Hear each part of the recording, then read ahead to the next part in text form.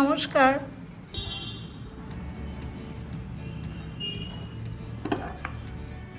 আজ আমি গোবিন্দভোগ চাল দিয়ে পোলাও রান্না করেছি। সম্পূর্ণ নিরামিষ এই পোলাও যে কোনো নিরামিষ দিন বা যে কোনো দিনেই খাওয়া যায়। শীতকাল বা গরমকাল যে কোনো সময় এই পোলাওটা খেতে খুব ভালো লাগে। আমি খুব কম উপকরণ এবং খুব সহজেই রান্নাটা করেছি। পোলাওটা সকলেরই প্রিয় হয়।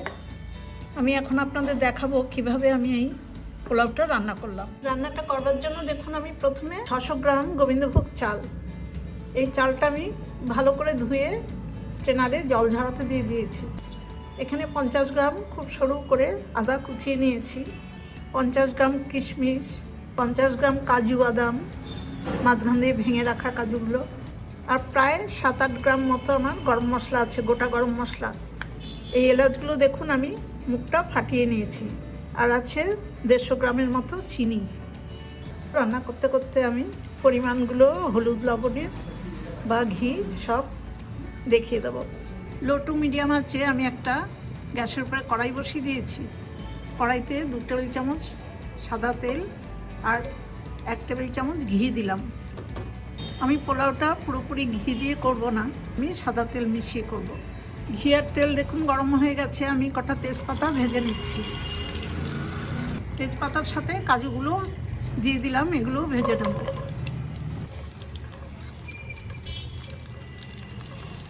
লো টু মিডিয়াম আছে কয়েক সেকেন্ড কাজুটা ভেজে আমি এর মধ্যে যে 50 গ্রাম কিশমিশ রেখেছি ধুয়ে জল ঝরিয়ে সেটাও দিয়ে দিলাম।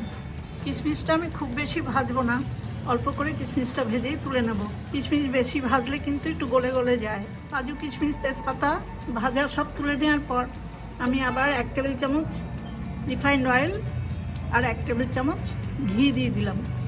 এগুলো সব গাওয়া ঘি, কড়াইতে কিছুটা ছিল। গ্যাসের ফ্লেমটা লো টু মিডিয়াম আছে। তেল ঘি গরম হয়ে গেছে, গোটা গরম মশলাগুলো দিয়ে দেবো। 1 সেকেন্ড দেখুন গরম মশলাটা ভেজে নিয়েছি। এবার আমার কুচিয়ে রাখা বা ছোটো করে কেটে রাখা আদাগুলো দিয়ে দিলাম। গরম মশলার সাথে এবার এই আদাগুলো খুব ভালো করে ভেজে নেব। গরম মশলার সাথে আদাটাও খুব ভালো করে ভাজা হয়ে গেছে। এবার ধুয়ে জল ঝরিয়ে রাখা গোবিন্দভোগ চালগুলো আমি সব কড়াইতে দিয়ে দেবো।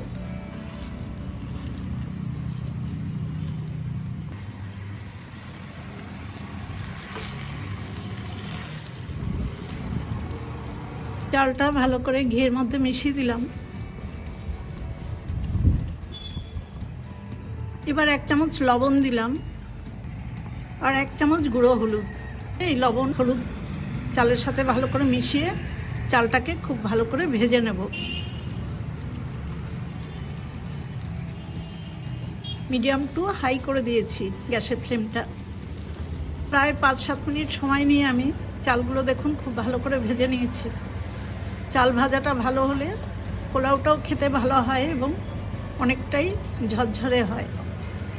দেখুন আমি এই বাটিটা 3 বাটি চাল নিয়েছি, সেই কারণে আমি এর দ্বিগুণ জল মানে 6 বাটি জল পাশে বার্নারে একটা হাঁড়িতে দিয়ে সেই হাঁড়ির জলটা ফুটিয়ে নিয়েছি। সেই হাঁড়ির মধ্যে এখন আমি ভাজা পোলাওয়ের চালগুলো দিয়ে দেবো। দেখুন জলের মধ্যে আমি সব চালগুলো দিয়ে দিচ্ছি। ফুটন্ত জলে আমি চালগুলো সব দিয়ে দিয়েছি। এবার পরিমাণ মতো আমি চিনিও দিয়ে দিলাম আর ভেজে রাখা দেখুন কাজু, কিশমিশ, তেজপাতা সব দিয়ে দেবো। মিডিয়াম আছে আমি হাঁড়িটা ঢাকা দিয়ে দিলাম। 4-5 মিনিট বাদেই আমি একবার খুলব। 5 মিনিট পর ঢাকাটা খুলছি। দেখুন এখনও আরেকটু চালটা সেদ্ধ হবে আর জলটাও টেনে যাবে ততক্ষণে। আমি এই অবস্থায় আবার ঢেকে রাখবো। লো আছে প্রায় 10 মিনিট পর আমি ঢাকাটা খুলে নিয়েছি। রান্নাটা হয়ে গেছে আমার।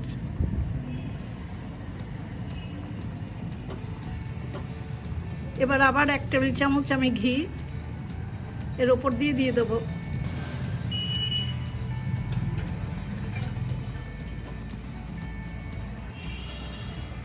এই অবস্থায় পোলাওটা আবার ঢেকে দিলাম, দিয়ে গ্যাসের ফ্লেমটা অফ করে দিয়ে আমি আরও 5 থেকে 10 মিনিট বাদে গরম গরম সার্ভ করব। 10 মিনিট রেস্টে থাকার পর আমি পোলাওটা দেখুন সার্ভ করে দিচ্ছি প্লেটে। এরকম পোলাও কিন্তু খেতে খুব ভালো লাগে, মিষ্টি মিষ্টি হয়, সম্পূর্ণ নিরামিষ পোলাও। আপনারা এইভাবে রান্না করে খেয়ে দেখবেন, খুব ভালো লাগবে। আমার মার কাছ থেকেই আমি এই পোলাও রান্না করা শিখেছি। তখন কিন্তু পোলাও মানে পোলাওই বুঝতাম আমরা এটা।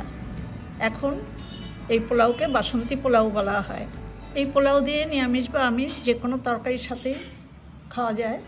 পোলাও রান্নার রেসিপিটা দেখে আপনাদের যদি ভালো লাগে তাহলে আমার ছোট্ট চ্যানেলটাকে সাবস্ক্রাইব করে আমার পাশে থাকবেন, বেল আইকনটাও প্রেস করে দেবেন, লাইক করবেন, শেয়ার করবেন আর কমেন্টস করে জানাবেন কেমন হলো। সবাই খুব ভালো থাকবেন, সুস্থ থাকবেন। ধন্যবাদ।